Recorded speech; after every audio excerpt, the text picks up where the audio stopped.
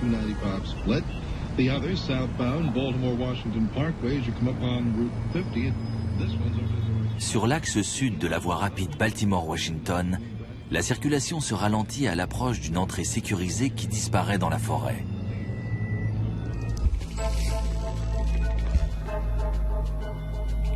Derrière la végétation, à l'abri des regards, protégée par des barrières électrifiées et des hommes en armes, se trouve la plus grande, la plus secrète et la plus sophistiquée des agences de renseignement au monde, la National Security Agency, la NSA. Sa mission, crypter et décrypter les codes, intercepter les signaux en provenance de pays étrangers, passer au crible les appels téléphoniques, emails et messages qui s'échangent à chaque instant dans le monde entier.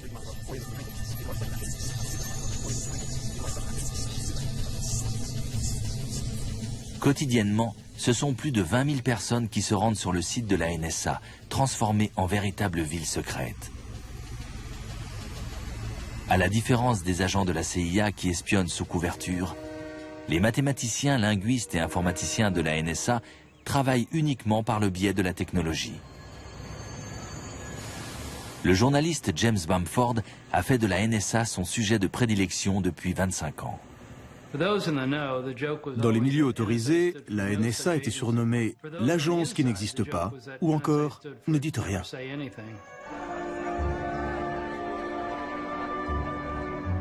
Pendant la guerre froide, les postes d'écoute de la NSA couvraient quasiment tout le territoire soviétique et interceptaient les communications militaires et diplomatiques.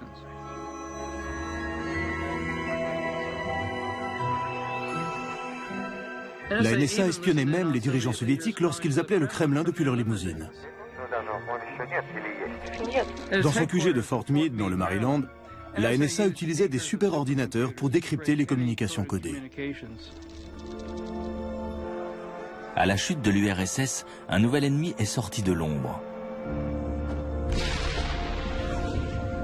Un ennemi que la NSA n'avait pas vocation à combattre. Son nom, Al-Qaïda. Eric Hasseltine a été directeur des recherches à la NSA pendant 3 ans. Les Russes étaient faciles à trouver et difficiles à éliminer, alors que pour les terroristes, c'est l'inverse. À la différence des soviétiques, Al-Qaïda est une petite cible constamment en mouvement. Son état-major se trouve dans des camps de montagne isolés et ses soldats communiquent par téléphone cellulaire ou satellite. Au départ, le travail de la NSA consistait à localiser un ennemi connu et statique. Puis il a fallu localiser un ennemi inconnu, en mouvement, et dont on ignorait le mode de communication. La NSA a donc dû s'adapter afin d'affronter un adversaire de plus en plus dangereux. Dans les villes d'Asie et du Moyen-Orient, les membres d'Al-Qaïda utilisent les téléphones publics et les cafés Internet pour organiser leurs actions. Des actions qui vont culminer avec l'attentat du 11 septembre.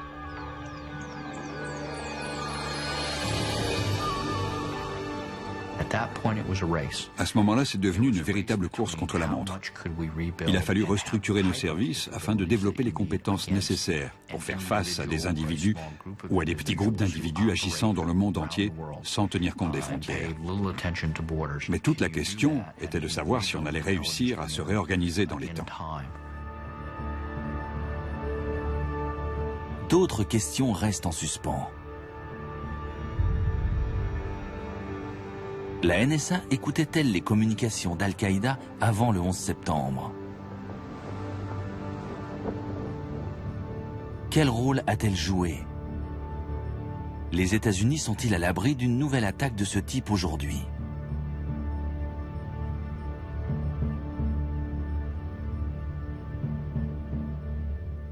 Curieusement, la Commission nationale américaine chargée d'enquêter sur les attentats du 11 septembre s'est plus penchée sur l'action de la CIA ou du FBI que sur celle de la NSA.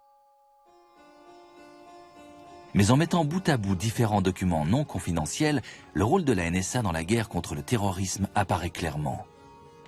Au cours de mes recherches, j'ai compulsé des milliers de documents accessibles au public,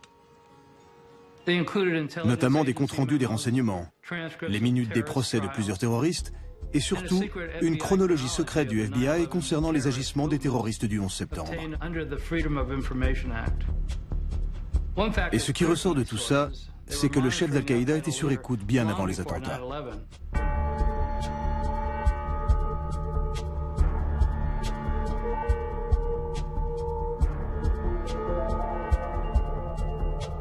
En novembre 1996, un contact connu d'Al-Qaïda achète un téléphone satellite dans une boutique de la banlieue new-yorkaise.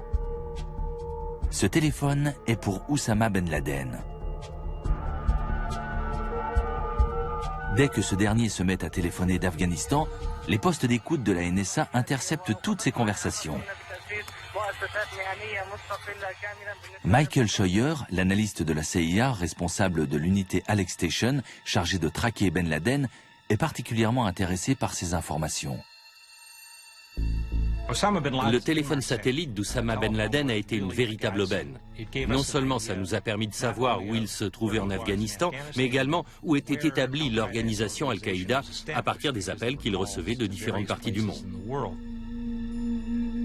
Ce type d'écoute fait partie du renseignement d'origine électromagnétique, aussi appelé ROEM.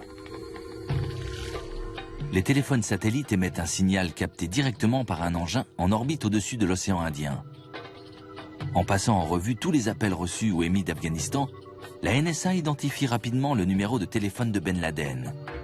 873 682 505 331.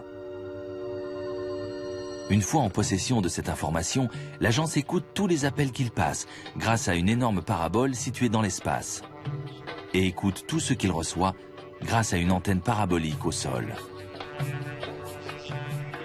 Dans le domaine du renseignement, le ROEM fait partie des techniques les plus intéressantes, puisqu'il s'agit d'intercepter les signaux qui sont dans l'air.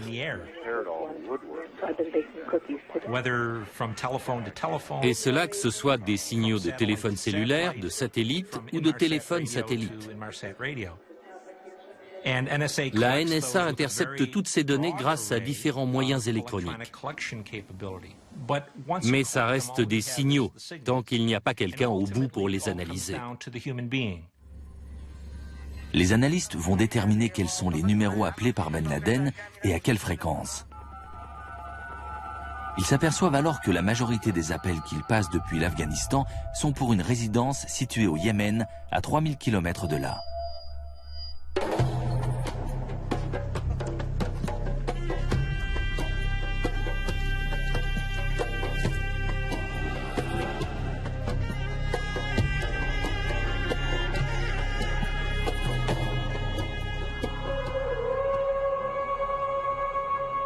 Le Yémen est au cœur du fonctionnement d'Al-Qaïda.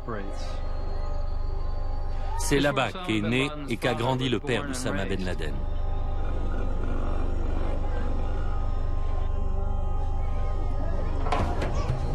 C'est une culture basée sur les clans et le secret. Ça ne m'a pas surpris que Ben Laden choisisse la capitale yéménite, Sanaa, pour y installer son QG logistique. En revanche, ce qui m'a surpris, c'est qu'il ait choisi l'un des quartiers les plus pauvres.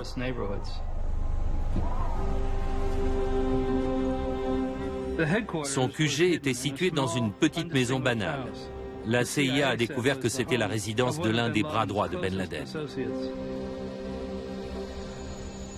Ces conversations n'étant pas cryptées, les superordinateurs de la NSA n'ont rien à décoder. Les transcripteurs et linguistes de l'agence peuvent donc intervenir pour traduire, mettre par écrit et résumer le contenu de ces appels. Ces résumés sont ensuite transmis à la CIA. Mais les analystes de l'unité Alex Station vont plus loin. Ils sont convaincus que ce n'est qu'en étudiant soigneusement chaque mot qu'ils pourront comprendre les intentions de Ben Laden. À force de lire ces conversations, on s'est aperçu qu'un terme comme bouteille de lait, par exemple, ne voulait pas forcément dire bouteille de lait. Et on a fini par comprendre de quoi il était véritablement question. Mais pour ça, on avait absolument besoin de transcriptions écrites littérales.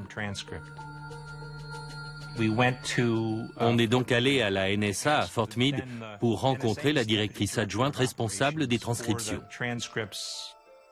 Mais elle nous a dit qu'elle ne nous communiquerait pas ces documents. Point final.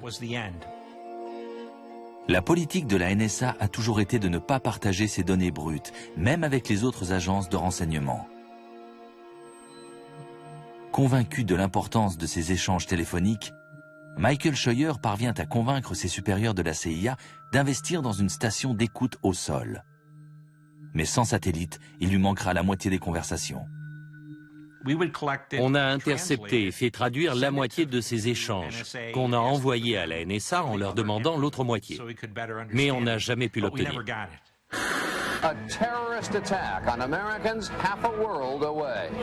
Le 7 août 1998, Al-Qaïda fait sauter 2 ambassades américaines en Afrique de l'Est. Bien que la NSA et la CIA aient placé le réseau terroriste sur écoute, elles seront incapables de déjouer ces 2 attentats à la voiture piégée. En fait, on a eu plusieurs rapports de nos agents sur place nous signalant qu'une opération d'Al-Qaïda se préparait quelque part sur les côtes d'Afrique de l'Est.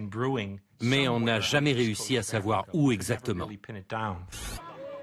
Les ambassades étant théoriquement un territoire américain, le FBI est dépêché sur place et découvre l'existence du QG yéménite de Ben Laden.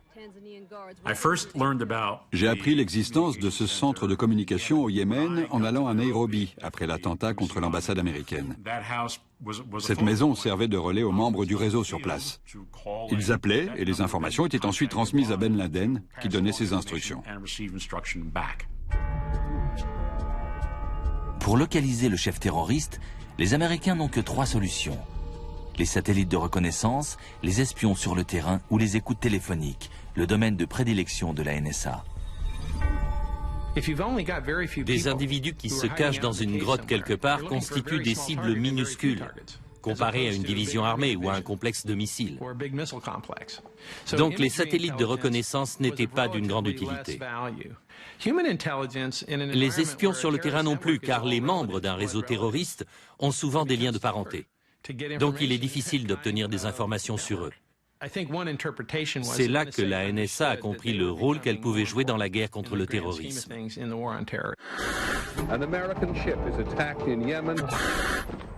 Le 12 octobre 2000, Al-Qaïda frappe à nouveau, cette fois en s'attaquant à l'USS Cole au large des côtes du Yémen. Yemen's Port Authority had been penetrated. Immediately suspect Osama bin Laden. Une fois de plus, les services de renseignement américains n'ont rien vu venir. Frank Blanco, le directeur de la NSA à l'époque, déclarera que son agence en était encore à gérer les déplacements des terroristes avec des technologies issues de la guerre froide. On avait affaire à des cibles très mobiles, utilisant des moyens de communication comme les téléphones portables et les ordinateurs. Donc la question pour nous était de savoir quelle technologie utiliser, combien ils allaient coûter et qui allait les financer. Comme toujours, l'argent est le nerf de la guerre. Après la chute de l'Union soviétique, le Congrès a réduit le budget de la NSA en lui reprochant de violer les lois qui protègent la vie privée des citoyens. C'est une menace pour les citoyens américains. Il n'y a rien qui puisse justifier cela. On ne peut pas laisser le gouvernement américain ni qui que ce soit devenir Big Brother.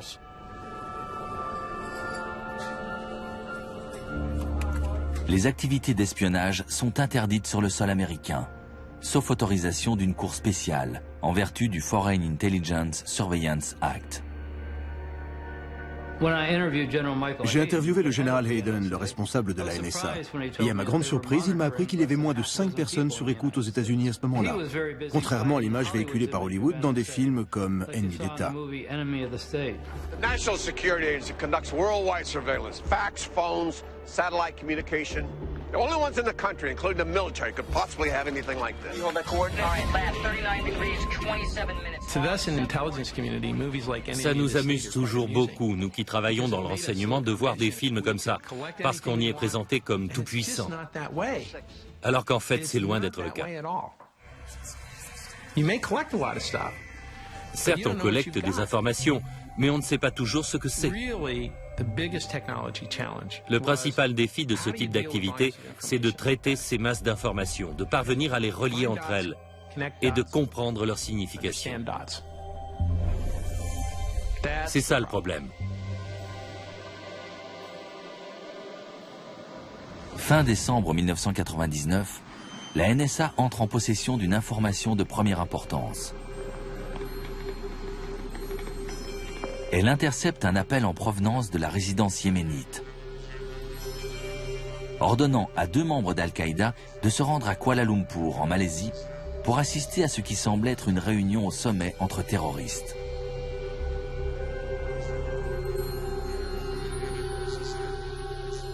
Les 2 membres d'Al-Qaïda sont Khalid al-Mihdhar et Nawaf al-Azmi.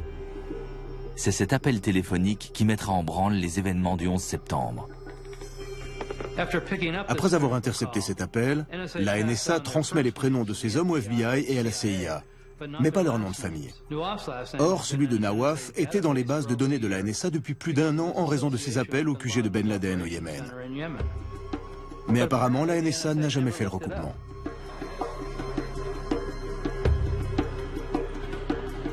La CIA trouve le nom de Khalid al-Mihdhar dans sa base de données et demande aux agents de sécurité d'un checkpoint de Dubaï de faire une copie de son passeport. Lorsque les analystes de la CIA la reçoivent, ils sont étonnés d'y découvrir un visa en bonne et due forme pour les États-Unis. L'unité Alex Station de la CIA doit alors collaborer avec 2 agents du FBI, Doug Miller et Mark Rossini. Dès que les terroristes sont arrivés à Kuala Lumpur, la CIA a demandé aux services secrets malaisiens de les surveiller et d'en apprendre le maximum sur eux.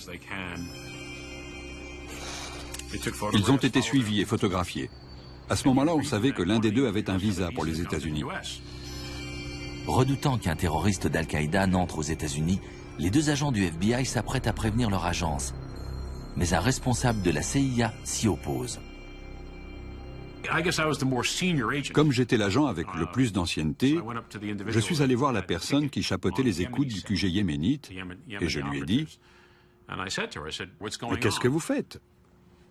Il faut prévenir le FBI. Ces hommes sont clairement dangereux et l'un d'entre eux a un visa à entrée multiple pour les États-Unis. Il faut prévenir le FBI. » Elle m'a répondu « Non, cette affaire n'est pas du ressort du FBI, ce n'est pas sa juridiction. » Donc je suis allé voir Doug et je lui ai dit « Mais qu'est-ce qu'on peut faire ? Si j'avais décroché le téléphone pour appeler le FBI, j'aurais enfreint le règlement et j'aurais immédiatement été mis à pied. On m'aurait retiré mes accréditations et j'aurais dû partir. » Le plus étonnant dans toute cette histoire, c'est que la CIA avait des agents du FBI qui travaillaient dans leur unité surveillant Ben Laden. Mais lorsque ces agents ont découvert qu'au moins un des terroristes avait un visa pour les États-Unis, la CIA ne les a pas laissés prévenir le FBI qu'ils risquaient d'entrer dans le pays. Or, seul le FBI était en mesure de donner l'alerte et d'empêcher ces 2 hommes de mettre les pieds aux États-Unis. «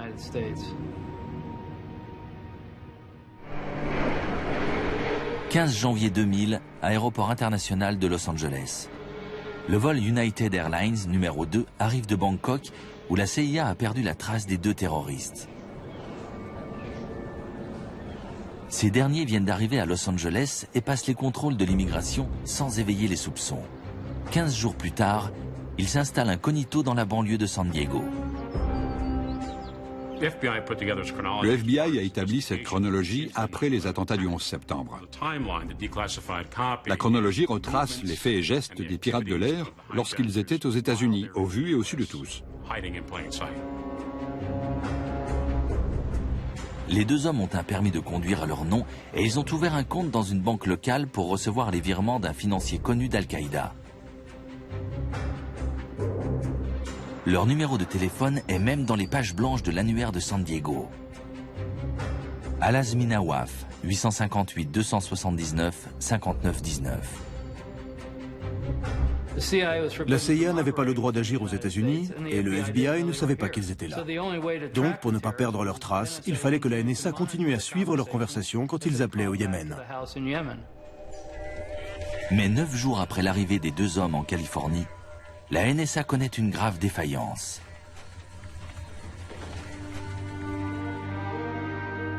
Le 24 janvier 2000, j'ai reçu un coup de fil qui disait « On a un problème ».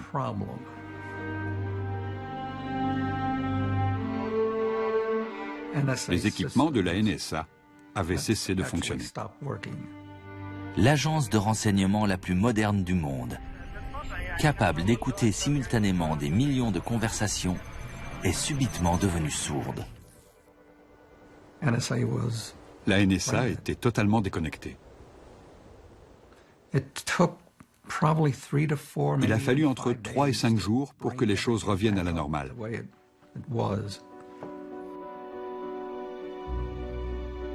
On ne saura jamais si la NSA a manqué des conversations entre terroristes durant ces 5 jours.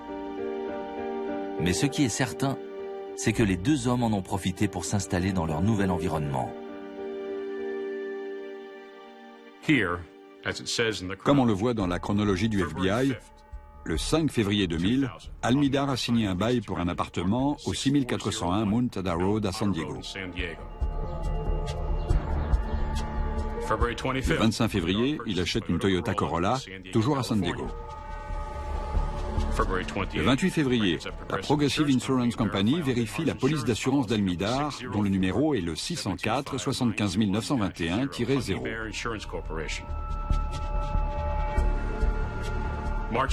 Le 20 mars, depuis son téléphone fixe, Nawaf Al-Azmi passe un coup de fil de 16 minutes au Yémen.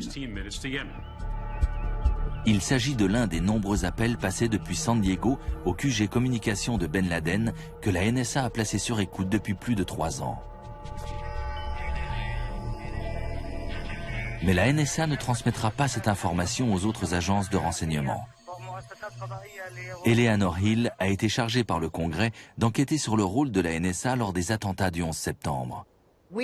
On a été très surpris d'apprendre qu'ils détenaient cette information. S'il y a bien une chose que les agences de renseignement doivent savoir, c'est s'il y a des contacts entre des terroristes aux États-Unis et des terroristes à l'étranger. Or, ces informations n'ont pas été transmises. En recoupant les données de la NSA et celles du FBI, on aurait pu suivre ces hommes dès leur arrivée, savoir où ils allaient, écouter leurs conversations depuis leur téléphone fixe ou leur portable et lire leurs mails. On peut tout faire à partir du moment où on a accès à la vie de quelqu'un. La NSA n'a jamais fait part au FBI de ces appels passés depuis les États-Unis et on ne saura jamais pourquoi, puisqu'elle refuse d'en parler et que la commission sur le 11 septembre n'a pas enquêté là-dessus. Soit l'agence ne s'est pas aperçue que ces 2 terroristes appelaient des États-Unis, ce qui semble difficile à croire, soit, ce qui est plus probable, elle a volontairement laissé ces informations de côté pour ne pas avoir à passer le relais au FBI.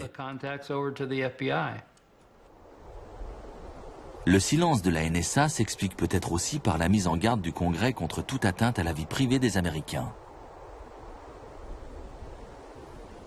Le 12 avril 2000, soit 3 mois après l'arrivée des 2 hommes à San Diego, le directeur de la NSA, Michael Hayden, est interrogé par le Comité sur la sécurité nationale. Je vais être très clair. Si cet après-midi, pendant que nous sommes en train de débattre, Oussama Ben Laden traverse le pont qui sépare la ville de Niagara Falls au Canada de celle de Niagara Falls aux États-Unis, lorsqu'il arrivera du côté américain, il sera techniquement considéré comme résident américain et la NSA devra respecter ses droits en matière de vie privée, comme le stipule le 4e amendement de la Constitution. Pourtant, le général Hayden savait qu'il existait une loi autorisant la NSA à mettre des terroristes sur écoute dès leur arrivée aux États-Unis. Ils auraient facilement pu démontrer les liens de ces hommes avec Ben Laden et son QG yéménite. Et avec ça, aller voir n'importe quel juge en lui disant « Il faut mettre cette maison de San Diego sur écoute ». Ça aurait été très simple. Comme ça, on aurait pu les surveiller et découvrir ce qu'ils projetaient. On pourrait me rétorquer « Oh, c'est facile après coup de tirer des plans sur la comète ». Mais il ne s'agit pas de tirer des plans sur la comète. Une simple enquête de routine aurait suffi. Là encore, la chronologie a posteriori du FBI décrit précisément comment les 2 hommes se sont préparés pour les attentats du 11 septembre. Le 4 avril 2000, Nawaf Al-Azmi prend 1 heure d'initiation au pilotage au National Air College, qui se trouve au 3760 Glenn Curtis Road à San Diego.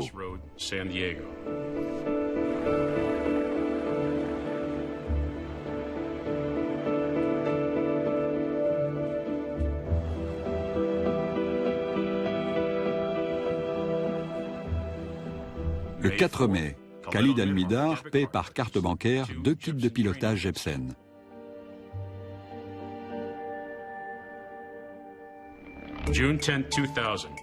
Le 10 juin 2000, Al-Mihdhar quitte Los Angeles pour Francfort par le vol Lufthansa numéro 457.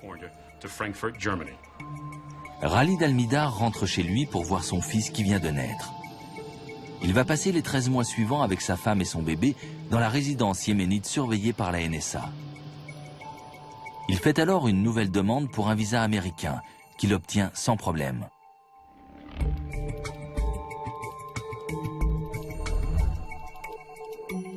Le 8 décembre 2000, Hani Hanjour, l'un des autres terroristes du 11 septembre, arrive à San Diego. 3 jours plus tard, il rejoint Nawaf Al-Azmi et tous deux partent pour le New Jersey où les attendent tous les autres pirates de l'air. La chronologie du FBI détaille leur périple de 5 mois. Le 1er mars 2001, Hanjour suit une formation de 8 heures sur un simulateur de vol chez JetTech. Le 1er avril, Nawaf Al-Azmi est verbalisé par la police de la route de l'Oklahoma pour excès de vitesse et non port de la ceinture de sécurité. Le 1er mai, Al-Azmi porte plainte dans un commissariat du comté de Fairfax, en Virginie, pour agression par un inconnu de race noire. Le 21 juin 2001, un journaliste de la chaîne de télévision Middle East Broadcasting Corporation interroge des lieutenants de Ben Laden en Afghanistan qui laissent entendre qu'une attaque d'envergure se prépare. Les forces américaines au Moyen-Orient sont alors placées en état d'alerte.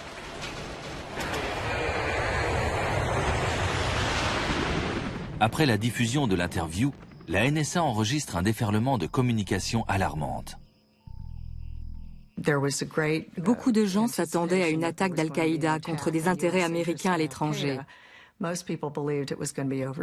Malheureusement, tous les réseaux de renseignement se sont focalisés sur ce qui se passait dans le reste du monde et pas sur le territoire américain, puisque c'était du ressort du FBI.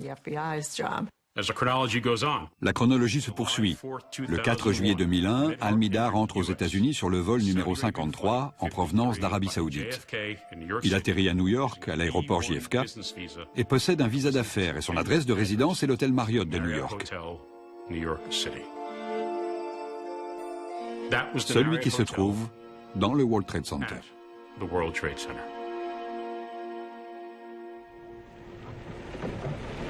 Afin de finaliser leur attaque, Al-Azmi, Al-Mihdhar et Hanjour prennent l'autoroute en direction du sud.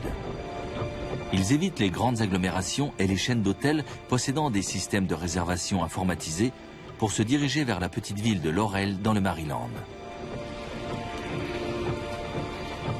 Là, ils prennent des chambres au motel Valencia, un établissement bon marché. Ils connaissent désormais leur cible, le Pentagone. Tout au long de leur périple, que ce soit à San Diego, dans le New Jersey ou à Laurel, dans le Maryland, ils communiquaient régulièrement avec le QG de Ben Laden au Yémen.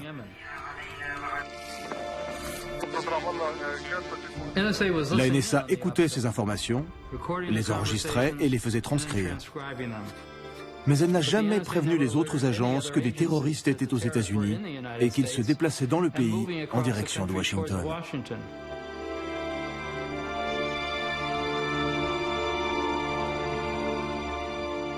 De prime abord, la ville de Laurel ressemble à toutes les agglomérations en périphérie de Washington. La différence, c'est que cette ville est juste à côté du site de la NSA. Tandis que l'agence capte une avalanche de messages annonçant une attaque imminente de Ben Laden, ces terroristes se sont installés aux portes mêmes de la NSA.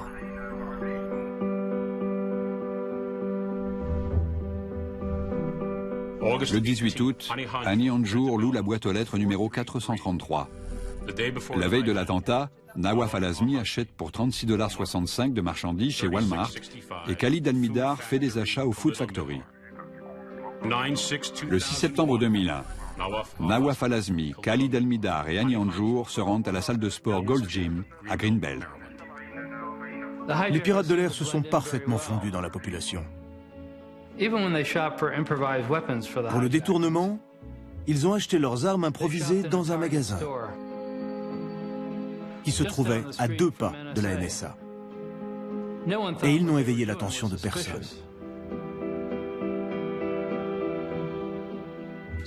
Donc vous avez ces deux groupes de gens. D'un côté, les terroristes qui préparent le plus gros attentat de toute l'histoire américaine. Et de l'autre, la NSA, qui écoute leurs conversations depuis des années.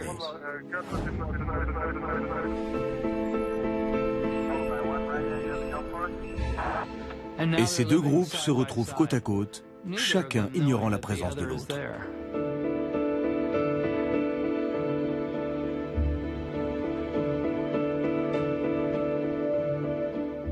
Le pire, c'est que si le général Hayden avait regardé depuis sa fenêtre du 8e étage en direction de Laurel, il aurait presque pu voir le motel où s'étaient installés les terroristes à 3 km de là. On a rarement connu plus cruelle ironie du sort dans toute l'histoire des renseignements américains.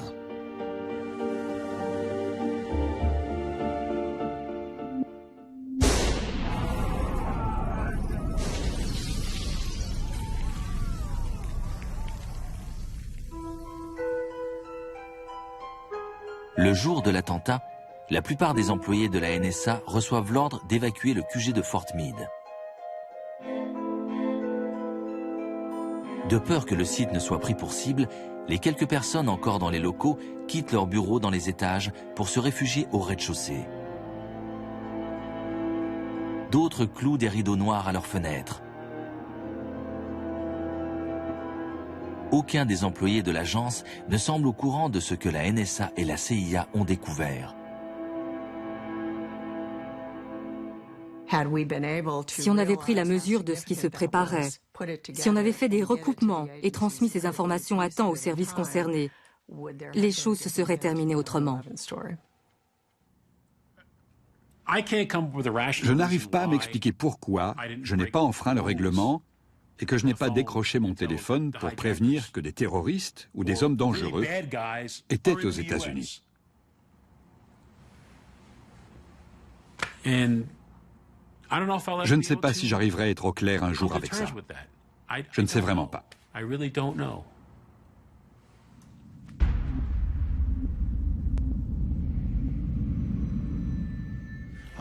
Le 13 septembre, je me suis exprimé devant une salle vide, mais cette allocution a été retransmise à tous les employés de la NSA.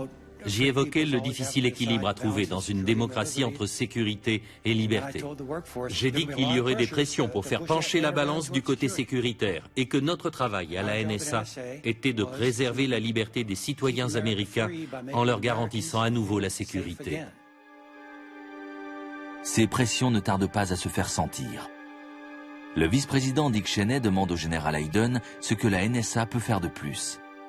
Ce dernier lui répond alors « Pas grand-chose sans enfreindre le Foreign Intelligence Surveillance Act, la loi qui oblige la NSA à obtenir un mandat pour mettre sur écoute des Américains. » 3 semaines après les attentats, George Bush décide de passer secrètement outre cette loi en publiant un décret. Dorénavant, la NSA n'aura plus à demander de mandat à un juge pour pouvoir procéder à des écoutes aux États-Unis. La réponse aux événements du 11 septembre aura donc pris la forme d'une carte blanche pour espionner n'importe qui, n'importe où. L'autre réaction au 11 septembre a été la prise de mesures très strictes. Il fallait agir de façon à ce qu'une attaque de ce type ne puisse plus se reproduire. Mais pour que ces nouvelles mesures portent leurs fruits, la NSA doit entrer de plein pied dans l'ère des communications modernes. L'essentiel des communications, qui s'effectuaient jusque-là par le biais de signaux satellites facilement interceptables, transite désormais par des câbles à fibre optique enfouis sous les mers. Pour mieux comprendre le défi auquel est confrontée la NSA, nous avons suivi le trajet d'un email à travers la planète. James Bamford est à Kuala Lumpur pour effectuer des recherches sur le réseau de communication d'Al-Qaïda.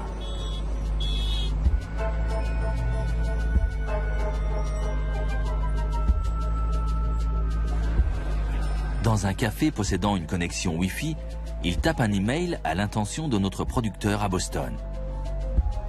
Son message est anodin, mais il contient des phrases et des mots-clés que les superordinateurs de la NSA sont programmés pour repérer.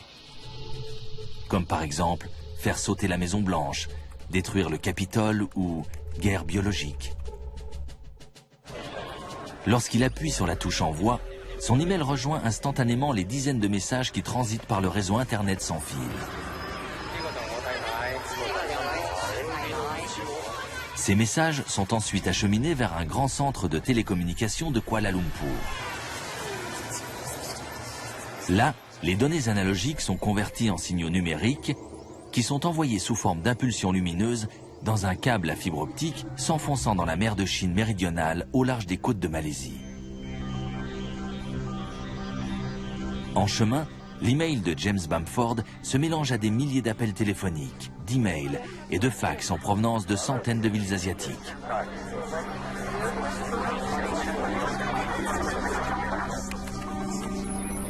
Puis cet amas de données traverse l'océan Pacifique à la vitesse de la lumière.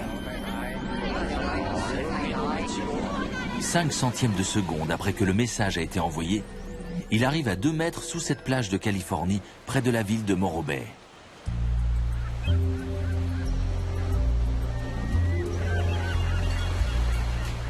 C'est ici, sous les pattes des mouettes et les pieds des surfeurs, qu'arrivent les communications en provenance d'Asie.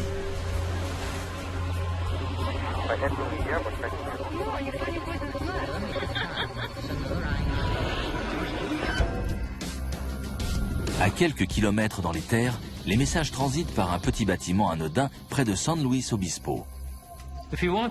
Si vous voulez espionner les communications internationales, San Luis Obispo est l'endroit idéal.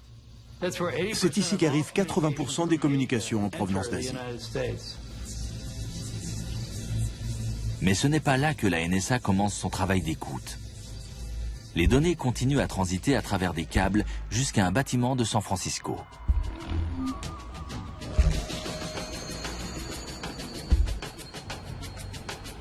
Ce bâtiment, situé au 611 Folsom Street, est un centre de communication de AT&T, le principal opérateur américain de téléphonie.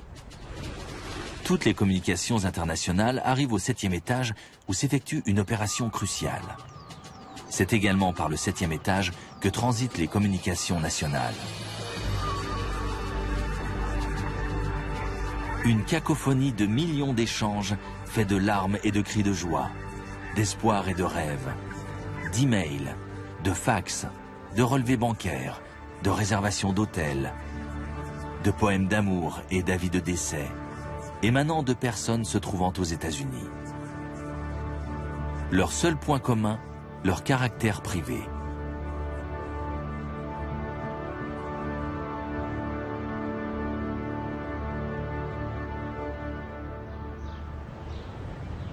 En 2003, un ingénieur de AT&T remarque que les câbles du 7e étage ont été reroutés de façon à envoyer toutes les communications nationales et internationales dans une pièce secrète au 6e étage.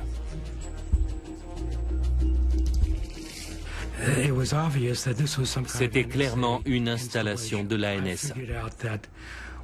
J'imagine qu'ils dupliquaient toutes les données transitant par Internet. Donc ça voulait dire traiter d'énormes quantités d'informations provenant aussi bien des États-Unis que du reste du monde. Quand j'entends l'expression « écoute téléphonique », je me représente toujours quelqu'un avec un imperméable, un chapeau noir et des lunettes de soleil qui rôde à la nuit tombée pour placer un micro en espérant que personne ne le remarque. Mais dans ce bâtiment, les écoutes se pratiquent en plein jour. Les fibres optiques ont été coupées pour pouvoir intercaler un système d'écoute capable d'intercepter toutes les communications entrantes. Brian Reed est expert en communication. et il a examiné les documents internes fournis par l'ingénieur de AT&T, Mark Klein. Ceci montre que la pièce secrète contient du matériel électronique destiné à passer au crible tous les messages, à la recherche de mots-clés identiques à ceux que James Bamford a mis dans son email à Kuala Lumpur. Le système le plus atypique dans cette pièce, c'est un appareil permettant de rechercher en temps réel tous les messages contenant un mot donné, comme par exemple colibri, ou bien tous les messages envoyés dans la ville de Mobile, en Alabama, ou encore tous les messages contenant le mot colibri envoyés dans la ville de Mobile, en Alabama. La NSA a donc tourné ses oreilles géantes en direction de l'Amérique. D'après ce que je sais, il y aurait entre 15 et 30 pièces secrètes de ce type aux États-Unis. La législation post-11 septembre autorise donc la NSA à espionner les Américains sur le territoire national comme à l'étranger.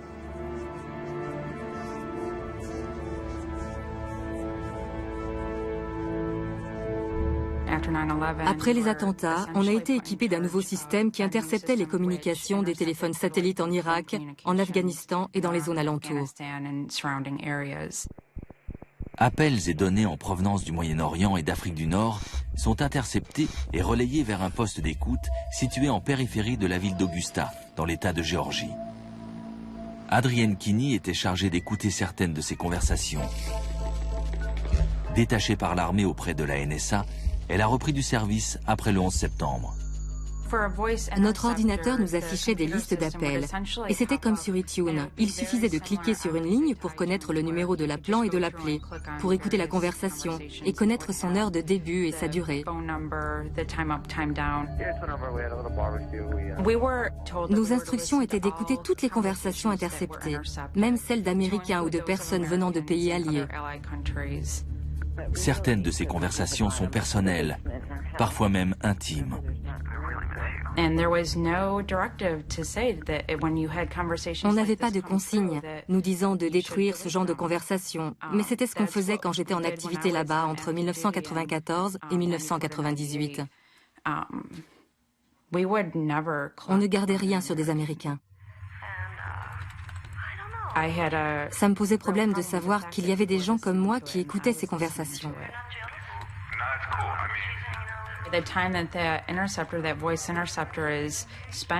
Le temps qu'on passait à écouter ces conversations aux États-Unis, c'était autant de temps qu'on ne passait pas à écouter des conversations en rapport avec des organisations terroristes.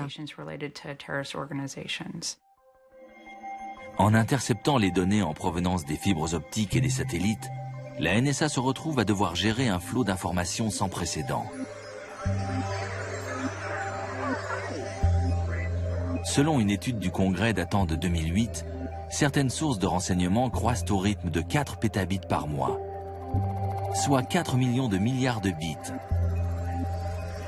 l'équivalent de 12 armoires d'informations nouvelles par an sur chaque citoyen américain. Mais comment traiter tout cela ? Aujourd'hui, ce sont les ordinateurs qui gèrent toutes ces données, mais ils ne nous disent pas ce qu'elles signifient. C'est pourquoi il y a des études en cours pour associer les capacités des ordinateurs à celles des humains. Des algorithmes peuvent aider à extraire les informations importantes en fonction de leur contexte. Robert Popp mène des recherches avancées sur ce type d'algorithme appelés des classifieurs. Disons que vous voulez mettre au point un classifieur pour Al-Qaïda, le concept Al-Qaïda. Donc, vous allez rechercher tous les documents, que ce soit des mails ou des données sur Internet, qui vont vous sembler être en rapport avec ce concept d'Al-Qaïda. À l'avenir, si on parvient à affiner ces classifieurs et qu'on leur associe une puissance informatique suffisante, ils pourront permettre de réduire la quantité d'informations que les analystes auront à examiner. La prochaine étape, ce sera peut-être de pouvoir demander à l'ordinateur « Est-ce qu'il y a des associations bizarres que je n'ai pas spécifiées, mais qui pourraient constituer une menace pour notre pays ?» La plupart des spécialistes s'accordent à dire que ce type d'algorithme ne sera pas au point avant plusieurs décennies et qu'il ne concernera que les documents écrits. Pour ce qui est de l'oral, la technologie n'est pas d'une grande utilité. Les conversations requièrent toujours des opérateurs humains pour les écouter.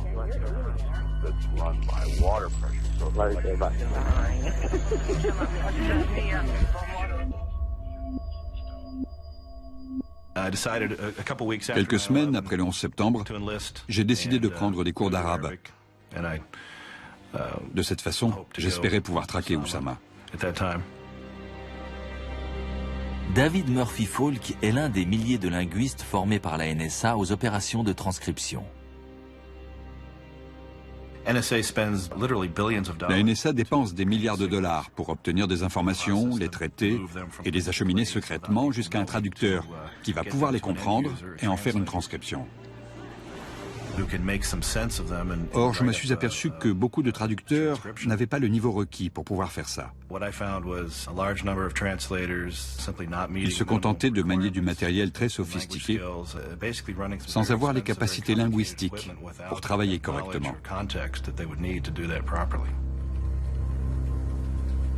Avant le 11 septembre, le budget des services de renseignement américains, toutes agences confondues, était de 26,7 milliards de dollars.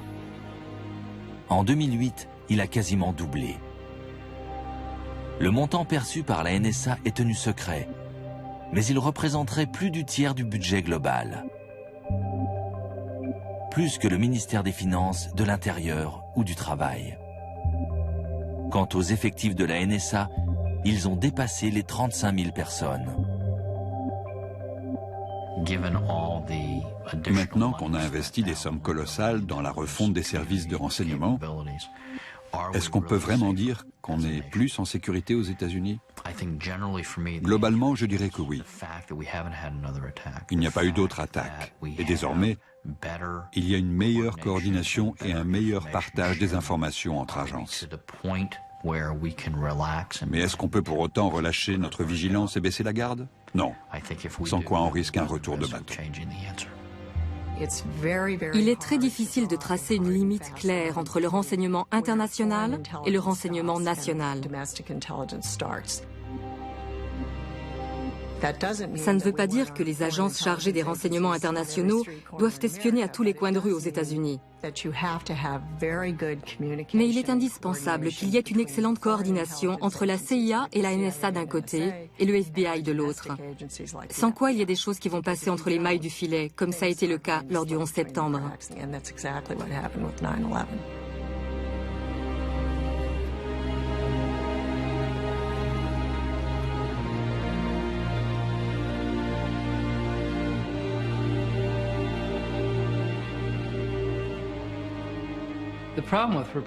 Le problème quand on enquête sur un sujet pareil, c'est qu'on avance à l'aveuglette.